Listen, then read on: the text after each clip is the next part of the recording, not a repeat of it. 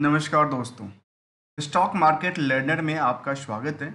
मैं प्रभात और आज की स्टॉक लर्निंग में जानेंगे एक ऐसी कंपनी को लेकर के जो स्पोर्ट इंटरटेनमेंट्स और फिल्म इंडस्ट्रीज के लिए कहती है साथ में एंटरटेनमेंट के साथ साथ फिटनेस है।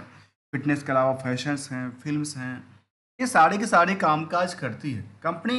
एक पेनी स्टॉक की कैटेगरी में आती है। मार्केट कैप बहुत छोटा सा है जो हमारे सामने दिख रहा है। कंपनी का नाम है टोयम। देखिए दोस्तों, ये जो कंपनी है ये खास करके देखा गया कि स्पोर्ट्स रिलेटेड, इंटरटेनमेंट से रिलेटेड कामकाज करती नजर आती है। और पेनी स्टॉक होने की वजह से इसमें ये भी देखा गया तो कंपनी एक अंडर वैल्यूड स्टॉक की कैटेगरी में आती है। तो क्या स्टॉक में कुछ बड़ी रैली की संभावना है, जो कि केवल केवल बीएसई के ऊपर लिस्टेड है। और यहाँ पे एक बीएसई पे जैसे जाते हैं तो एक चिंता की बात भी नजर आती है। और चिंता की बात यह है कि कंपनी ने नॉन कंप्लायंस किया हुआ है। कंपनी नॉन कंप्लायंस है। तो आखिर क्या है स्टॉक को लेकर के आज हम समझने की प्रयास करेंगे। जहां निवेशक की बात करें तो निवेशक करीब करीब 50,000 के आसपास की निवेशक है। जिसको हम निवेशक कहते हैं उसको हम कहते हैं जो एट द टाइम फ्रेम, जो 23 जून तक का डेटा में शेयर होल्डिंग पैटर्न की लिस्ट में, शेयर होल्डर की लिस्ट में जिनका नाम शामिल हो उसको हम मानते हैं इन्वेस्टर्स। और इसकी तादाद की बात करूँ तो कहती है 50,000 के आसपास लोगों की लगातार बढ़ती हुई संख्या निकल के आई। तो क्या यहाँ चार्ट का आकलन क्या कहता है? चार्ट का आकलन तो लगातार देखने को ये मिल रही है, पिछले एक साल से लगातार गिरती नजर आती है। वैसे जब तक स्टॉक ये देखा जाए, जो स्पोर्ट्स वाली कंपनी, उसमें आपने देखा कि ऑनलाइन कुछ कंपनियां हैं जिसमें हम नाम लें, जिसमें हमने स्टडी किया था।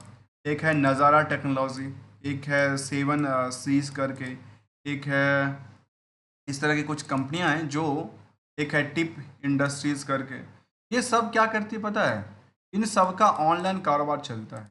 यहाँ पे इन स्पोर्ट्स को क्या हुआ जो ऑनलाइन कारोबार नहीं चल के ये पेनी स्टॉक कैटेगरी में आती है, जो कि फिलहाल ये देखने को मिला जो अंडर वैल्यूड है। जहाँ पे बुक वैल्यू कहता है करीब साढ़े 7 रुपया 81 पैसे का, तो करंट प्राइस इसका कहता है 3.5 रुपये का।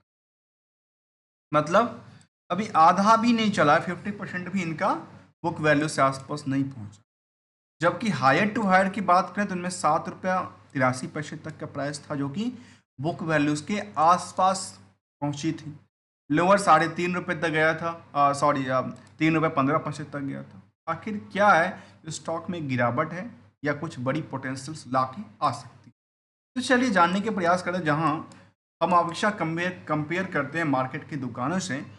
देखिए दोस्तों, मार्केट में जो बाकी दुकानें हैं जो सेम सेक्टर की प्रोडक्ट बेचती है या सेम सेक्टर की प्रोडक्ट सर्विसेज प्रोवाइड करती है, उनकी दुकानों पे 33 लोगों की भीड़ है।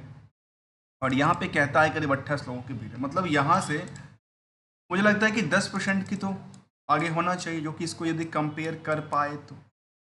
भीड़ की मार्केट में भीड़ आती है तो यहाँ पे भी आना चाहिए 10% आसपास के आसपास। और जब 10% आता तो कितना जाएगा ये? वही 30 पैसा और ज़्यादा बढ़ जाएगा। और क्या होगा? ये 3 रुपये कितना पे चला है? 90 पैसा पैसे जाएगा। और क्या हो सकता है? 4 रुपये पे प्राइस जा सकती है। तो इसके कंपेयर करके देखो आखिर इस दुकान में क्वालिटीज़ क्या है। क्वालिटी का माप किया जाता है सबसे पहले ईपीएस से। ईपीएस देखा गया कि करीब 0.16 का है, जहाँ पे फेस वैल्यू कहता है 1 रुपये का। हमारे पॉकेट की रखी हुई जो 1 रुपये का सिक्का है वो अर्निंग कितना करता है? करीब 16% की अर्निंग करती है। और 16% की जब अर्निंग करती है तो मार्केट में करीब 29 लोगों की इसके पीछे भीड़ खड़ी, जिसकी वजह से ये प्राइस निकल। अब इसकी क्वालिटीज और क्या कहता है? तो ये कहता है, जो यहाँ पे डेट टू इक्विटी को लेकर देखा है तो वो कहती है ऑलमोस्ट डेट्स फ्री कंपनी है। जबकि करंट रेशियो इसका काफ़ी ज़्यादा देखने को मिला है। इसके लिए हमें क्या करना पड़ेगा? रिकन्सलेशन करना पड़ेगा। और रिकन्सलेशन करेंगे जहाँ पे कुछ यहाँ की जो डेटा है ना, उसमें कुछ डेटा ऐसा है जो समरी डेटा के तौर पे आती है। इसमें कुछ डेटा तो पीएल से आ जाती है, कुछ डेटा बैलेंस शीट से आ जाती है। इसको प्रॉफिट एंड लॉस हमेशा हम कहते हैं ये एक दिखावा है। प्रॉफिट लॉस क्या है? एक दिखावा है। इसकी हकीकत जानना हो ना तो इसके बैलेंस शीट के कुछ पॉइंट्स मिल जाएंगे, जहाँ पे इन्होंने या तो प्रॉफिट बुक किया होगा या उनके प्रति यदि इन्होंने लॉस भी किया होगा तो लॉस के प्रति इन्होंने एक्सपेंसिव रखा होगा। अर्थात इसको हम समझेंगे। साथ में देखा जाए तो आरओसी कहती है करीब 4% के आसपास, आरओई की बात करती है करीब 2% के आसपास नियर अबाउट। डिविडेंड का कोई ट्रैक रिकॉर्ड नहीं कंपनी का। और प्रमोटर्स की कोई होल्डिंग नहीं। अब देखिए प्रमोटर की कोई होल्डिंग में, प्रमोटर गए कहाँ? क्या प्रमोटर्स अपने यहाँ से शिफ्ट करके पब्लिक में शिफ्ट तो नहीं कर गए? जहाँ मार्केट में नंबर ऑफ शेयर करीब 57 करोड़ से ज़्यादा का है, जिसकी वजह से मार्केट कैप करीब 205 करोड़ के आसपास के निकल के आ।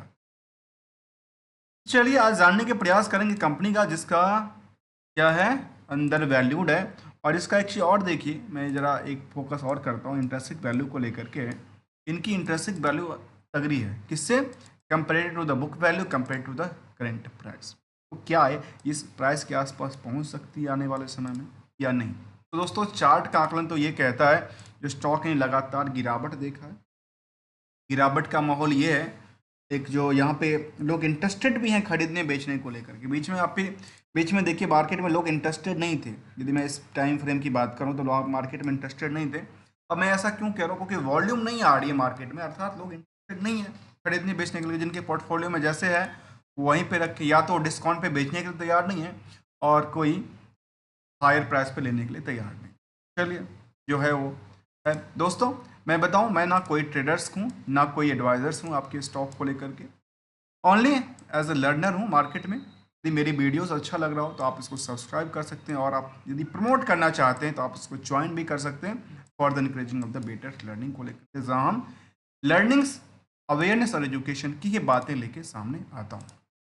चलिए जानने के प्रयास करते हैं टोयम एक्सपोर्ट लिमिटेड के बारे में। तो टोयम एक्सपोर्ट लिमिटेड में देखा जाए कि एक्सपोर्ट में क्या करती है, एमएमए, क्रिकेट, टेनिस, ये सब काम की बात करती है। फिर मीडिया सेक्टर के अलावा कहते थे कि एल्बम्स और गैलरी का कामकाज है इनके पास। और इनके पास वेबसाइट पर तो अच्छा खासा उन्होंने देख रखा है, जब स्पॉन्सर्ड करती है शायद क्रिकेट को लेकर के और टेनिस को लेकर के, शायद ऐसा कुछ आंकड़ा देता है जो उनकी वेबसाइट्स पे निकल के आती है, जिसमें कि एमएमए है, इसके अलावा देखा गया कि टेनिस हैं, क्रिकेट्स हैं। आप देखा होगा रिसेंट अपडेट्स की बात करूँ तो यहाँ पे कहती है कि कतार किल की बात कर रही है, वो फर्स्ट इवेंट्स की बात कब की, ये टाइम कब का है वो कुछ ऐसा लिखा नहीं है। इसके अलावा कहते हैं कि टोयम is the first reality web series की बात कर रही है। चलिए आते हैं स्टॉक की तरफ और वो समझने के प्रयास करते हैं, जहाँ पीयर्स में यहाँ पे राइट से, रतन इंडिया से, सीएमएस इन्फो से, सिस्टम से, गुजरात अंबुजा से कंपेयर किया जा रहा है। और मुझे ये समझ नहीं आ रहा ये कंपनी कामकाज करती है कहाँ पे? कंपनी कामकाज करती है क्रिकेट वर्ल्ड के अंदर। जब क्रिकेट स्पोर्ट्स के अंदर कंपनी कामकाज करती है तो स्पोर्ट्स को कंपेयर करने के लिए शायद मुझे लगता है जो इसको इस जिस सेक्टर से हमने कंपेयर कर रहे हैं, जैसे राइट से, रतन इंडिया से, शायद उचित नहीं लगता है। चलिए इसके लिए पता है क्या करना जरूरी है, और इसके बेसिस पे यदि इसका पी ये कहता है, इंडस्ट्रियल के पी ये कहता है, तो मुझे लगता है कि इंडस्ट्रियल का पी का जो ये आंकड़ा देता है ना, वो शायद गलत हो सकता है। मैं ये नहीं कह रहा कि 100% गलत है। इसके लिए पता है क्या देना है, इसकी जरूरी जानना है कि सेगमेंट वाइज इनका अर्निंग क्या है। इस सेगमेंट वाइज अर्निंग क्या राइट से कंपेयर कर पाती है, क्या ये रतन इंडिया से कंपेयर कर पाती है, तो ठीक है, अदरवाइज शायद करना ठीक नहीं लगता। जहाँ पे यदि हम बीएससी की तरफ देखें हैं, ये भी कुछ कंपेयर करती होगी अपनी पीयर्स को लेकर के। ये पीयर्स और इनकी इंडस्ट्रियल की बात करूँ तो ये कहती है जो अदर फाइनेंशियल सर्विसेज प्रोवाइड करती है टोयम्स, जबकि वहाँ कहती है कि ये क्या देती है, वो देती है स्पोर्ट्स में काम काज करती है। तो यहाँ पे पीयर्स के बारे में कहते हैं कि पीएमएल है, मॉडर्नस करके आती है, ऑडियंस लिमिटेड करके आती है। तो शायद दोनों का कंपैरिजन में काफ़ी डिफरेंस निकल आता है। चलिए कोई बात नहीं, जो है वो है, हम क्या कर सकते हैं अगले। देखिए इसको कावेरी सीड से भी कंपेयर किया जा रहा है, इसको रखा गया है सेम कैटेगरी के अंदर। 119 कंपनी को लिस्ट बनाया गया जिसका नाम है मिसलेनियस के अंदर उनको रखा गया है। आइए जानने के प्रयास करते हैं क्वार्टरली रिजल्ट को लेकर के, जो हमें ये दर्शाता है जो कंपनी का performance level time to time में हुआ क्या। यहाँ पे देखने को आई सेल्स को लेकर के कंपनी के पास जो जून टू जून का आंकड़ा था और नियर अबाउट थोड़ा सा हल्का इंक्रीज करती हुई नजर आई। मार्च से लेकर के नियर अबाउट सेम रहा, कोई ज़्यादा फेरबदल देखने को नजर नहीं आई। ऑपरेटिंग प्रॉफिट के मामले में देखा जाए तो यहाँ पे कहती है कि इनके पास जो गिरावट चल रही थी लगातार नुकसान का सौदा, और नुकसान के सौदा में 53% इनके ऑपरेटिंग प्रॉफिट को बुक किया, जबकि अदर सोर्स ऑफ इनकम इनके पास कुछ ऐसा नहीं है। इसके अलावा की बात करूँ नेट प्रॉफिट का आंकड़ा ये कह देता है कि यहाँ पे टाइम टू टाइम में इसको क्वार्टरली ऑफ द बेस्ट भी नहीं कह सकते, या बेस्ट ऑफ द क्वार्टर नहीं कह सकते, क्योंकि कंपनी ने करीब करीब 5 करोड़ तक का उन्होंने प्रॉफिट ऑलरेडी बुक किया हुआ था 2000 कब 23 के दिसंबर वाले। रिसेंटली ये कह सकते हैं कि हाँ इसको सेकेंड ऑफ द क्वार्टर का अवार्ड मिल सकता है, क्योंकि यहाँ पे उनका एक ऐसा डेटा क्या। अब आइए इसको समझने की प्रयास करते हैं परसेंटेज बाय ग्रो की तरफ क्या आंकड़ा देता है। और इसका आंकड़ा ये देता है कंपनी को लेकर के जो परसेंटेज ऑफ ग्रो में, क्योंकि नंबर हमेशा एक खेल है। नंबर जब तक आप नंबर को एक परसेंटेज में नहीं कन्वर्ट करेंगे, आखिर ग्रो लेवल परसेंटेज कितनी बनती है, तब तक ये अंदाज़ा लगाना थोड़ा सा मुश्किल होता है। तो रिवेन्यू सोर्स कहती है करीब 7% के आसपास की जंप करती है, कब से, वाई के हिसाब से, अर्थात जून 23 के डेटा से जून 24 के डेटा में। जबकि यहाँ पे रिवेन्यू सोर्स अच्छी खासी ग्रो देखा होगा। तो देखने को मिला कि ऑपरेटिंग एक्सपेंसेस काफ़ी बढ़ गई 132% की गिरावट के साथ। और इसके अलावा जो बाकी सारी चीज़ थी इसमें क्या हुआ, एक तगड़ी जंप देखने को मिला, जो कि 517% से लेकर के 438% तक रिस्पेक्टिवली देखा जा रहा है, जो भी नेट प्रॉफिट अर्निंग से लेकर के और अर्निंग पर शेयर तक की आंकड़ा देता है। ऐसे ये ईयरली डेटा पे हम ध्यान दें, ईयरली डेटा भी कुछ संकेत देता होगा, और ये संकेत देता है तो लगातार कंपनी के पास कुछ था नहीं, कंपनी ने रिवेन्यू कुछ किया नहीं। 2024 में 28 करोड़ का कारोबार किया, ठीक है, 28 करोड़ का कारोबार के साथ इनकी 28% के आसपास ऑपरेटिंग प्रॉफिट मार्जिन रही। और ये देखा गया कि 8 करोड़ के आसपास उन्होंने प्रॉफिट भी बुक किया, क्योंकि कभी इसके पास इतना प्रॉफिट था नहीं। अब ये एक सवाल आता है मेरे मन में, तो जब कंपनी के पास इतना सारा प्रॉफिटेबिलिटी बना रही है डे बाय डे, यदि हम इसका चार्ट के आंकलन करें तो इनका चार्ट ये कहेगा जिनके पास कुछ नहीं था तो वो कंपनी नुकसान के बाद एक ही बार उछाल लगाती नजर आई, और लगातार 13 महीने भी उछाल लगाए। तो आखिर चार्ट का आकलन इसके बेसिस पे क्या कहता है, ये जानना बड़ा ज़रूरी है। और चार्ट देखिए, मैं पिछले 1 साल की चार्ट का ही लूँ, क्योंकि क्वार्टर और क्वार्टर तो ठीक ठाक था। 1 साल की चार्ट करो, 1 साल के चार्ट में इनका रिवर्सल चल रहा है। रिवर्सल इन बातों को चल रहा है कि यहाँ पे बिक वाली का प्रेशर्स है, मतलब लोगों को लगता है कि इंटरेस्ट नहीं है, लोग केवल यहाँ से बेच के निकलना चाह रहे हैं। लेकिन तब भी अभी तक 50,000 के आसपास की स्टॉक में क्या है, एक भीड़ बनी हुई है, जहाँ पे सेम प्राइस जोन के आसपास मार्केट क्या कर रही है, इनके स्टॉक की प्राइस को ट्रेड करती हुई नजर आती है। जहाँ पे वॉल्यूम की बात करें तो वॉल्यूम एक वो दिखाता है, ट्रेंड को दिखाता है, और वॉल्यूम ये दिखाता है कि फिलहाल यहाँ वॉल्यूम तगड़ी आ रही है मार्केट में, जो कि वॉल्यूम लगातार सेलेंट बैठी थी, वहाँ पे मार्केट में इंटरेस्ट बढ़ती नजर आ रही। हाँ, ये ईयरली बेसिस में हमने देखा कि इनको लगातार सिलसिला प्रॉफिट काफ़ी अच्छा उन्होंने बुक किया हुआ है। तो आखिर क्या ईयर एंड ईयर बेसिस से परसेंटेज ऑफ ग्रो को लेकर क्या कहते हैं, तो कहते हैं जो रिवेन्यू सोर्स था वो जंप करके 721% की बढ़ोतरी हो गई, कब से, जून 23 से लेकर के जून 24 में। जो नुकसान में चल रही थी वो क्या हुआ, प्रॉफिट में कन्वर्ट होगी। इसकी वजह से 169% के आसपास की उछाल लगाती है, और नेट प्रॉफिट अर्निंग भी करीब करीब 108% के आसपास उछाल के साथ कारोबार करती नजर आई। अब यहाँ ध्यान देने वाली बात यह है, जो प्रॉफिट एक हमेशा बुक्ड किया हुआ वैल्यू है, इसके लिए हमें जानना जरूरी है R2R को। तो R2R की तरफ चलते हैं और समझने की प्रयास करते हैं आखिर इनके पास रिकन्सिलेशन हमने चार्ट की देखा, तो चार्ट तो इनका डिक्लाइन कर रहा है इसके हिसाब से। आखिर कुछ और ऐसा तो नहीं जब इनका पर लगा यहाँ पे आकर के प्राइस सेटलमेंट हुआ है या प्राइस एडजस्टमेंट हुआ है 1 साल के पीछे, क्योंकि इनका सेम रेंज में लगातार करती नजर आई थी स्टॉक की प्राइस। क्या ऐसा तो नहीं, यहाँ पे हमने क्या देखा, इसकी यहाँ पे आकर के इन्होंने कुछ सेटअप एडजस्टेड प्राइस हुआ हो। चलिए उसका भी हम आकलन एक नज़र डालते हैं अपने कॉर्पोरेट एक्शन की तरफ, जो कि BSE कुछ अपडेट देता है, उसके बाद हम जानने के प्रयास करेंगे यहाँ पे क्या हुआ। कंपनी ने 2019 के बाद AGM की बात किया था, और 2015 में इन्होंने स्टॉक को स्प्लिट किया था, उसके बाद ऐसा कोई भी देखने को नज़र नहीं आई। इनके पास कुछ लेटेस्ट अपडेट निकल के आया था 14/9 को, और उन्होंने कहा कि हमारे पास क्या है, कहते हैं disclose of the listing of the, जो कि लिस्टिंग जो कि सेबी के रूल्स रेगुलेशन के अकॉर्डिंग था, कहता है टोयम्स स्पोर्ट्स लिमिटेड बाय, कहते हैं, और Hyderabad franchise in the legends league crickets, जो कि लिंडास लीग क्रिकेट है उसकी फ्रेंचाइजी को खरीदती नजर आई है। इसके अलावा कुछ और बात तो कहते हैं कि इनके पास इंडिपेंडेंट डायरेक्टर को लेकर के इन्होंने रिज़ाइन किया था। इसके अलावा टोयम्स कहती है कि हमने रेगुलेशन के हिसाब से स्पेसिफिक स्टार एक्सपोर्ट एलएलसी जो कि सब्सिडरी है इस कंपनी का, ठीक है, ये कोई फॉरेन कंपनी जिसको सब्सिडरी है टोएम्स एक्सपोर्ट लिमिटेड का, and the USD world wide event LLC announce it's long term association with the कतार क्रिकेट एसोसिएशन।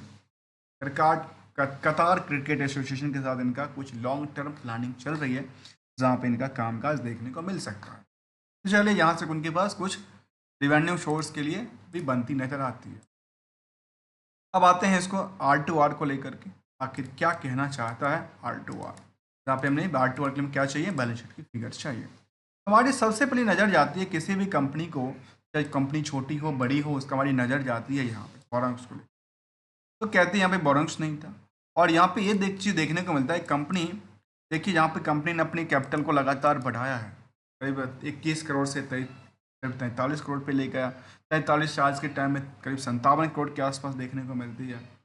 इसके अलावा की बात करूँ तो इनके पास फिक्स एसेट्स काफ़ी अच्छे खासे हैं इनके पास, जो कि पहले कभी था नहीं, अब जाके डेवलप हुआ। इन्वेस्टमेंट भी उन्होंने कर रखा, और इनके पास कुछ ऐसा उधार भी है क्या जो उनके लिए उनका कुछ काम धंधा चल रहा हो। तो कहते हैं इनके पास उधार भी लगा हुआ है, मार्केट में उधार भी है। उधार क्या है, तो कहते हैं 16 करोड़ के आसपास उधार है, जो कि पहले कभी था नहीं।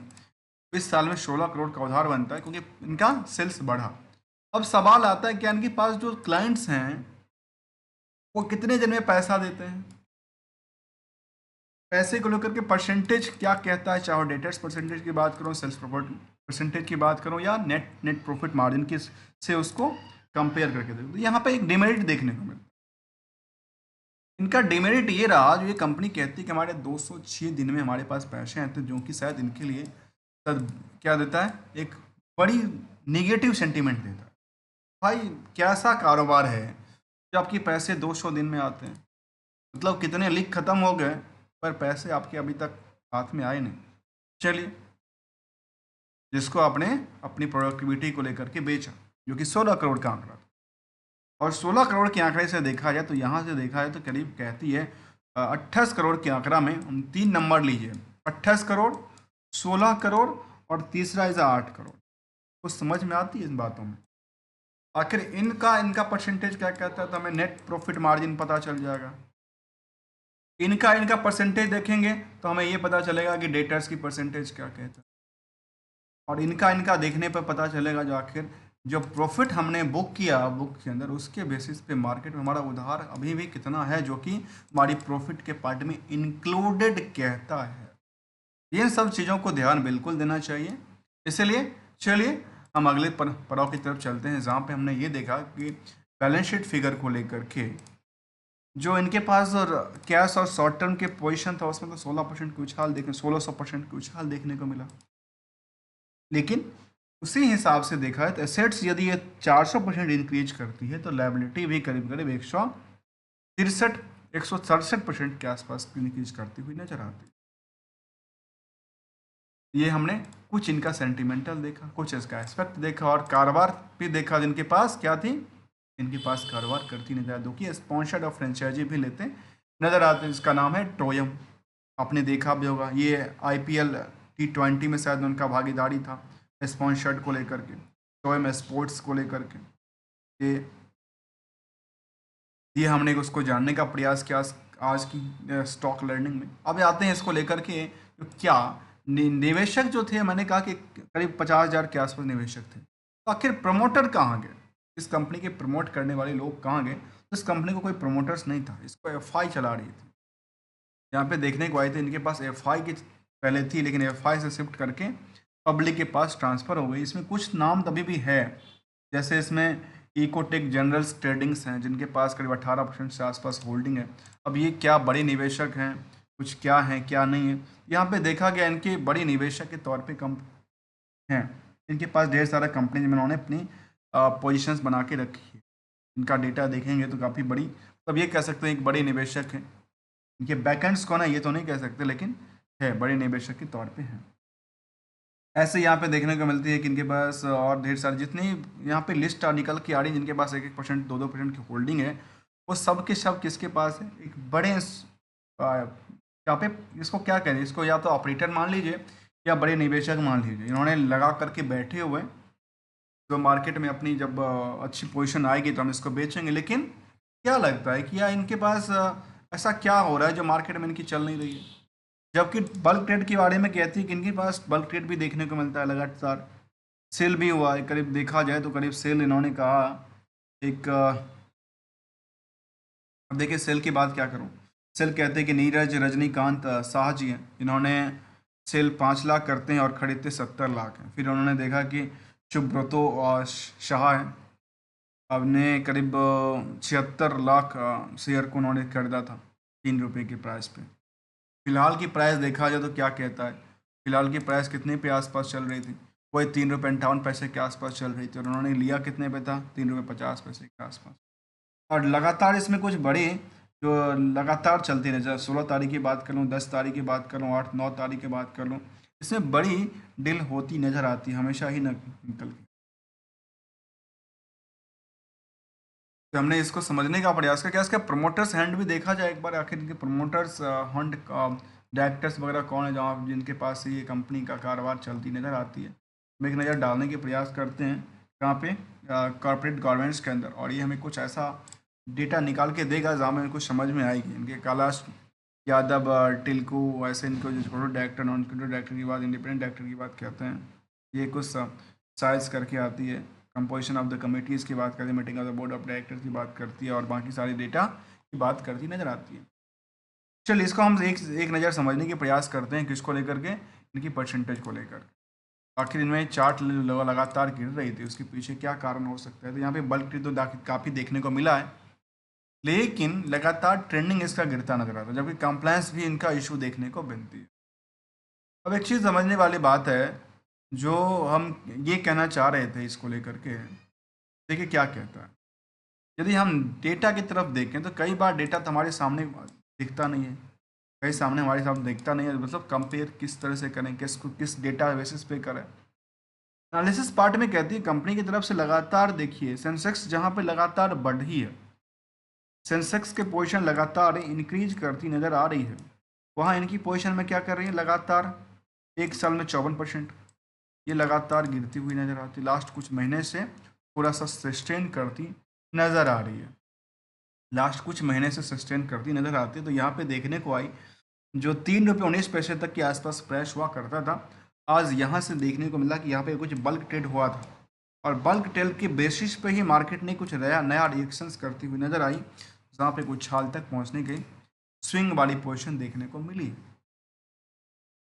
एनालिसिस की पार्ट के बारे में कहती है कंपनी जिनके पास रिड्यूसिंग डेट्स फ्री है, company has almost debts free था, वो तो हमने ऑलरेडी देखा था, अंडर वैल्यूड स्टॉक की कैटेगरी में आती थी। लेकिन एक जगह डिमेरिट बात किया ये था, जो जिनका ना जो उन्होंने पैसा लगाए थे, उन पैसे को लेकर के इनके करीब 200 दिन में पैसा आता, ये थोड़ा सा डिमेरिट का संकेत देता था। इसके अलावा निवेशक को उन्होंने दिया क्या, जो निवेशक रहे उनको इस स्टॉक से मिला क्या? यदि हम इसकी परफॉर्मेंस लेवल की कुछ आंकड़ा लेके आए, एक महीने में ये देखने को मिलती है। इसके अलावा हम गोल्डन रूल पे चलेंगे, गोल्डन रूल क्या कहता है।